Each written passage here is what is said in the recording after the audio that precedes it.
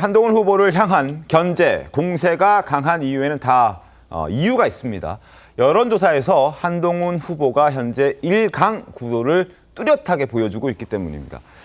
국민의힘 지지층 대상으로 조사를 해봤더니 한동훈 후보가 55%, 원희룡 후보 19%, 나경원 후보 14%, 윤상현 후보 3%에 그치고 있습니다. 오차범위 밖에서 여유 있게 한동훈 후보가 현재 1위를 달리고 있는 걸 확인할 수 있는데요. 자, 어찌됐든 저런 이유 때문에 새 후보가 한동훈 후보를 향해서 배신이라는 프레임을 꺼내 들고 있는 그런 상황인데, 송구 본부장님, 한동훈 후보는 어떤 반응입니까? 일단은 그다지 큰 신경을 쓰지 않고 배신자론이 잘못됐다는 이야기죠. 네. 그 전부터 그전에 홍준표 대구시장이 처음에 배신자론을 이야기했어요. 네. 그때 했던 말이 정치인이 배신을 할 수 있는 대상은 국민이고 국민만 배신하지 않으면 된다는 이야기를 했잖아요. 지금도 그렇습니다. 마찬가지 이야기를 하고 있습니다. 맞습니다. 그리고 또 어떤 사적으로 배신 이렇게 하는 게 공적 영역에 영향을 미치면 안 된다. 이것도 계속 해왔던 이야기인데, 네.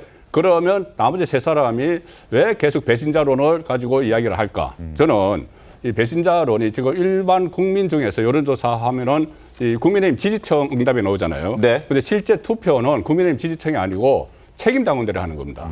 책임당원은 84만 책임당원이 하거든요. 네. 책임당원은 일반 국민 중에서 국민의힘 지지층보다는 더 윤석열 정부의 성공을 바라고 윤석열 정부 안정을 바라는 거예요. 네. 그러니까 윤석열 대통령을 배신했다고 하면은 이제 그 프레임이 먹힌다고 생각을 하고 이렇게 제기를 하는 것이죠. 특히 이 대구에 가서 시작이 됐지 않습니까? 대구 맞습니다. 홍준표 시장이 먼저 배신자론을 했었고, 그리고 원희룡 후보가 찾아갔고 또 나경원 후보도 그렇고 거기서 시작이 됐는데, 왜 그러냐면은 TK 대구 경북이 전체 책임당원의 22%를 차지해요. 비중이 크군요. 예, 큽니다. 그리고 부산, 울산, 경남이 19%에서 전체 41%인데 네. 수도권에 있는 38% 책임당원 중에도 국민의힘이 추정하기로는 절반 정도는 영남 출향민으로 추정을 하는 거예요. 그리고 이쪽에는 굉장히 투표율이 높습니다. 책임당원들. 네.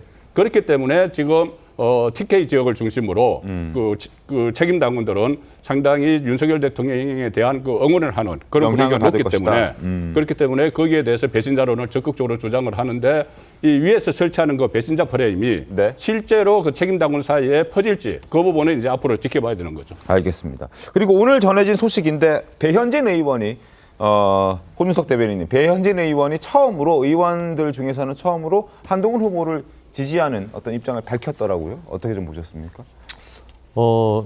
사실은 그 국회의원과 당협위원장은 특정 후보에 대해서 지지 의사를 표명할 수는 없게 돼 있거든요. 당원 당규에. 근데 현실적으로는 전당대회 하면은 이제 결국은 누군가 이제 지지하는 이런 양상인데, 네.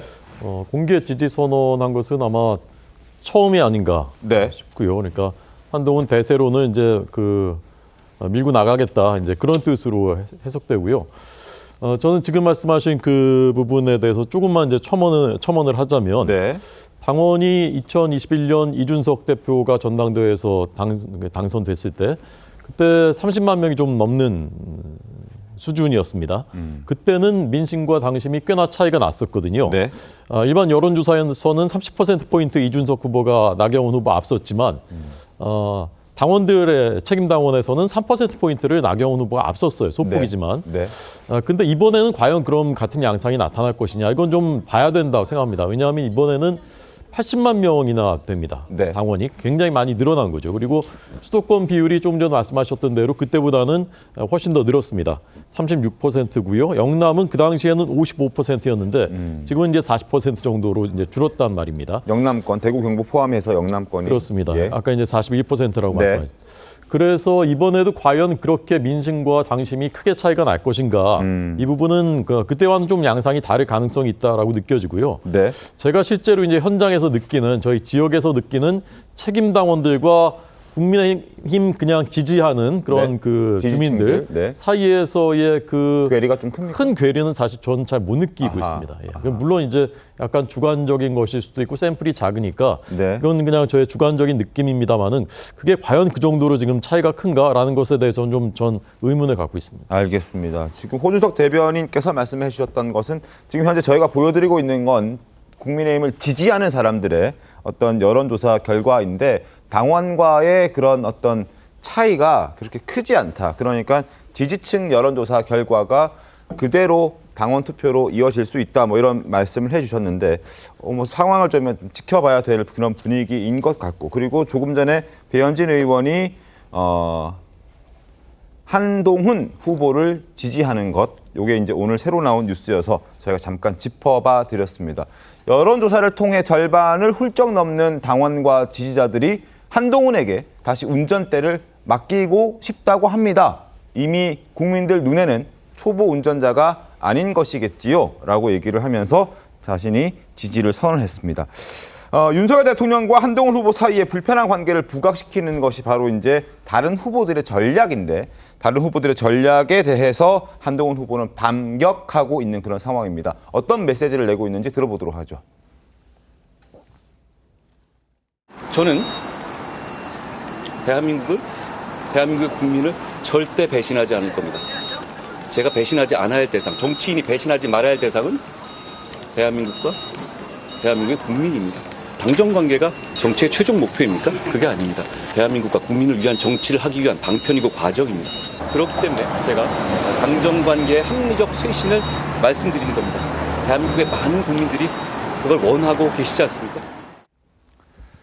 한동훈 후보가 아랑곳하지 않고 있습니다. 대수롭지 않게 여기고 있으니 다른 후보들이 오늘 더 세게 공격을 하기 시작했습니다. 들어보겠습니다. 국민을 위해에게만 배신하지 않아야 된다라고 얘기를 하는데 그런 부분은 충분히 수용하는데 실질적인 여러 가지 과정을 보면 그렇게 보이지는 않는다라는 생각이고요. 그래서 사심의 정치, 본인이 어떤 주인공이 되어야 되는 당대표가 되어서는 안 된다고 생각을 합니다. 배신자라는 프레임을 공격하는 거에 대해서 좀 대통령에 대한 충성만 강요하는 과한 공격이 아니냐 이런 비판이 나옵니다. 윤석열 대통령에 대한 전근대적인 충성을 얘기하는 게 아닙니다. 제가 개인적인 충성과 친분 관계로 윤 대통령에 대해서 당정 관계의 신뢰를 얘기하는 게 아닙니다. 친소 관계와 충성으로 얘기한다면 아니 20년 동안 검찰에서 서로 밀어주고 끌어주고 충성하던 게 바로 한동훈 후보고요. 저는 그런 식으로 정치를 해온 사람이 아닙니다.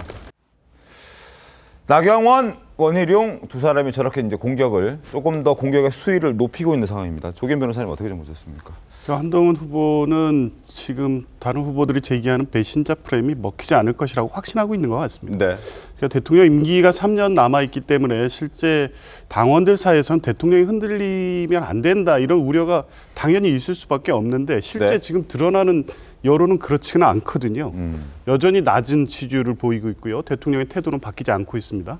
해병대원 특검법 등 당장 현존하는 위기에 있는 데다가 뭐 이태원 관련돼서 최근에 부각되는 뭐 그 발언 논란, 이슈가 있었죠. 예, 또 김건희 여사 관련 등 리스크들이 앞으로 계속 나오고 있기 때문에 이런 상황에서 과연 대통령과 뭐 거리를 유지하고 대통령과 같이 가는 것이 향후 정권 창출에 도움이 되겠느냐. 그렇지 않은 여론을 어느 정도 확인하고 있는 것 같습니다. 그렇다고 하면 굳이 뭐 배신자 프레임 자체를 가지고 논박하는 것 자체가 네. 뭐 도움 되고 안 되고를 떠나서 뭐 나쁘지 않다고 볼 것 같고요. 그럼에도 불구하고 이제 원희룡 후보라든가 나경원 후보는 다른 이슈로서 지금 이 구도 전환을 꾀하기가 쉽지가 않은 상황이기 때문에 계속 배신자론을 제기는 할 것 같긴 하지만 네. 이게 이제 크게 여론에 영향을 미치는 것 같지는 않고 이제 이게 초반 구도가 어떻게 형성이 됐고 실제 투표에 참가하게 될 국민의힘 책임당원 80%또 국민의힘을 지지하는 국민 여론에 이런 상황이 어떻게 반영될지는 사실은 이번 주 드러나는 민심을 통해서 확인이 될 거고 그거에 따라서 사실은 오늘 배현진 의원이 지지 선언을 하는 방식으로 해서 입장 표명을 했지만 대부분의 다른 뭐 중진들이나 이런 분들이 입장이 없어요. 전당대회에 대해서 아무 얘기를 하지 않고 있어요. 그러니까 네네. 후보들 간의 경쟁은 약간의 흥행 요소를 갖고 있는 것 같지만 실제 당원들도 그렇고 국민의힘 의원들도 그렇고 굉장히 격렬하게 붙어야 될 전당대회임에도 불구하고 사실은 후보들끼리만 지금 배신자 프레임을 놓고 붙고 있는 상황이기 때문에 지금 정도 초반 구도상에서 한동훈 후보로서는 배신의 정치 공격이 크게 나한테 뭐 해가 되지 않는다. 오히려 이 공박을 갖고 가는 것이 도움이 될 수도 있다. 이렇게 판단하는 것 같습니다. 알겠습니다. 배신의 정치 공격에 가장 앞서 있는 후보는 바로 원희룡 후보입니다. 오늘 기자회견까지 열었는데요. 목소리 조금 더 들어보겠습니다. 한동훈 후보에게는 저는 세 가지가 없다고 생각을 합니다. 첫 번째로는 소통이 없고요. 두 번째로는 신뢰가, 세 번째로는 경험이 없습니다. 총선 4월 10일 날 끝나고 그 한 70여일 동안 대통령과 전화 한 통화, 문자 한 번, 단 한 번이라도 대화한 적이 있는지 묻고 싶습니다. 저는 없는 걸로 알고 있습니다. 저희는 충돌이 있어도 약속 대련인 줄 알았거든요. 왜냐하면 20년 동안 검찰의 모든 수사와 모든 협력 관계를 해왔었던 그런 관계 아닙니까? 제가 한동훈 장관하고 만나서 대화를 해봤더니 대화가 사실상 의미 있는 서로 간의 소통이 단 한 번도 없었다라는 것에 대해서 제가 너무 충격을 받았고요. 약속 대련인 줄 알았더니 약속 대련 아니었다. 그리고 총선 끝나고 70일 동안 한 번도 이렇게 대화한 적이 없는 것으로 본인은 알고 있다라고 얘기를 하면서 한동훈 후보가 갖고 있는 어떤 약점을 지금 원희룡 후보가 지적을 하는 모습이었습니다. 그리고 세 가지가 없다, 소통, 신뢰, 경험 없다 이렇게 날을 좀 세웠는데 어떻게 좀 보셨습니까? 저는 여기 원희룡 후보가 어쨌든 간에 한동훈 후보를 향해 배신자 프레임을 지금 얘기하고 있잖아요. 저는 개인적인 생각으로 윤석열 대통령은 한동훈 후보한테 서운함을 느낄 수 있습니다. 어쨌든 본인이 장관도 시켜주고 비대위원장도 시켜준 격 아니겠습니까? 그런데 어쨌든 본인과 다른 길을 가고 있기 때문에 윤석열 대통령으로서는 충분히 서운할 수 있다. 하지만 원희룡 후보가 이런 말을 할 자격이 있는가? 그러니까 본인이 개항에서 온몸으로 돌덩이를 치우겠다고 했을 때 그렇게 한동훈 후보한테 도움 요청하고 오면 어깨 동무하고 식당 가서 김치찜 가위로 잘라주고 이러셨던 분이 네. 얼마 되지도 않아가지고 소통도 안 되고 신뢰도 안 되고 경험도 안 된다고 이렇게 공격을 하시는데 그러면 한동훈 법무부 장관이 비대위원장으로 왔을 때는 뭐 경험이 있고 능력이 있다고 생각을 했었습니까? 그건 아니잖아요. 그런데 이제 와서 본인이 출마를 해서 경쟁을 하게 되니까 이렇게 배신의 프레임으로 가는 것이 저는 오히려 청자가 듣기에는 한동훈 후보를 오히려 더 추켜 세워주는 것 같아요. 그래서 저는 원희룡 후보의 지금의 스탠스는 조금 잘못된 것이 아닌가 이런 생각이 듭니다. 뭐 충분히 그렇게 생각하실 수 있을 것 같은데 사실 정치라는 게 이런 거잖아요. 뭐 항상 같은 편이었다가도 또 경쟁하게 되면 서로 헐뜯다가도 언제 그랬냐는 듯 악수하고 포옹하고 뭐 이런 거 아니겠어요? 그 이제 단순히 이거를 뭐 배신의 정치, 배신론 이렇게 보면은 이 쓸데없는 논쟁을 벌인다고 볼 수도 있어요. 네. 그런데 이걸 한꺼풀 벗겨서 생각을 하면은 왜 이런 논쟁이 벌어지느냐 하면은 지금 자기 당 대표가 해야 할 일이 있어요. 뭐냐면은 지금 민주당 이재명 대표가 일종의 탄핵까지 지금 그 겨냥을 하고 있지 않습니까? 맞습니다. 특검 전국 지금 줄줄이 하고 그다음에 저 법사위하고 다 가져가서 탄핵까지 가는 절차를 사실상 밟고 있다고 보는 사람들이 많아요. 네. 그렇다면은 다음 당 대표는 윤석열 정부를 지켜야 되는 당 대표가 돼야 됩니다. 그럼 그 지키는데 어떻게 지킬 것인가? 그러면 저 한동훈 법무부 장관, 전 법무부 장관 또 법무부 장관도 했고 또 검사장 출신이고 하니까는 한동훈 장관이 법적으로 뭐 지켜줄 수 있을 것인가?